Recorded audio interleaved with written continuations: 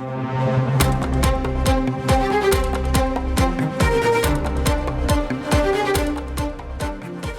சர்ச்சையை ஏற்படுத்திய தேர்தல் பத்திர விவகாரம் தொடர்பாக சிறப்பு விசாரணை குழு அமைத்து விசாரிக்க உச்சநீதிமன்றத்தில் பொதுநல மனு ஒன்று தாக்கல் செய்யப்பட்டிருக்கிறது. இது தொடர்பான முக்கிய செய்தியை நாம் பார்த்து வருகிறோம். தொடர்ந்து கூடுதல் விவரங்களை வழங்குவதற்காக இணைகிறார் எமது செய்தியாளர் வெங்கடேசன்.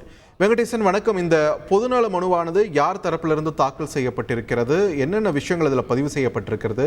எப்பொழுது விசாரணைக்கு வர வாய்ப்பு இருக்கிறது? விரிவாக பதிவு பண்ணுங்க. வணக்கம்.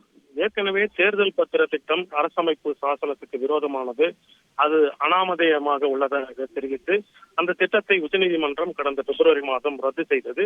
அத்துடன் தேர்தல் பத்திர விவரங்களை வெளியிட ஸ்டேட் பேங்க் ஆஃப் இந்தியாவிற்கு உத்தரவிட்டு அந்த தரவுகளை பின்னர் இந்திய தேர்தல் ஆணையம் அதன் இணையதளத்தில் பதிவேற்றியது.